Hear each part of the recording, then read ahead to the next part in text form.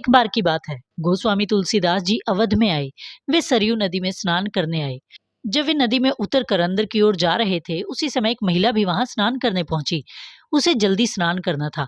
उसने तुलसीदास जी को देखकर प्रणाम किया और कहा, बाबा जी, मुझे जल्दी स्नान करना है। आप कृपा करके दूसरी तरफ मुख करके खड़े हो जाइए। आपको आपके राम जी की कसम है, जब तक मैं ना कहूं तब तक आप ना तो पीछे मुड़कर देखना और ना ही नदी से बाहर निकलना। गोस्वामी जी ने भी उन महिला को आश्वासन दिया और नदी में महिला की ओर पीठ घुमाकर खड़े हो गए। कड़ाके की ठंड पड़ रही थी। महिला जल्दी जल्दी नहाकर भागी। जल्दबाजी में वो महिला गोस्वामी जी को पीछे मुड़ने व बाहर निकलने को कहना भूल गई। इस कारण तुलसीदास जी घंटों नदी में ही रह गए। जब इतनी देर हो गई और गोस्वामी जी मंदिर में नहीं पहुंचे, तो लोग उन्हें हर जगह ढूंढने लगे। ढूंढते ढूंढते पता चला कि गोस्वामी जी स्नान करने गए थे। तब से अभी तक वापस नहीं आए। उनके साथ के लोग सरयू नदी के किनारे जा पहुंचे। उन्होंने तुलसीदास जी से बाहर निकलने का आग्रह किया।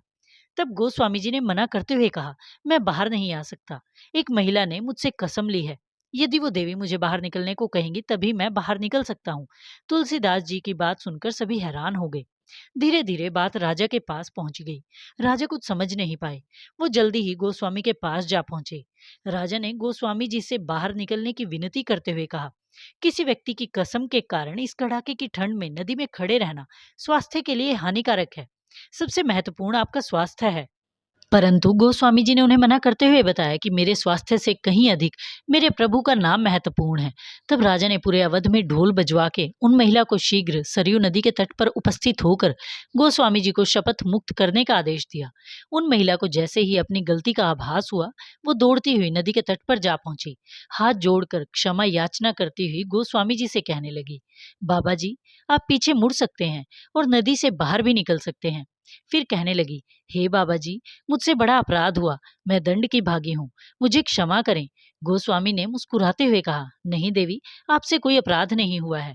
मेरे प्रभु चाहते थे कि मैं यहाँ एकांत में सरयू के जल में उनकी भक्ति करूं। मुझे ऐसा करने का सुअवसर मिला, इसलिए आपको धन्यवाद। ऐसे होते हैं सिद्ध पुरुष। हरे कृष्ण।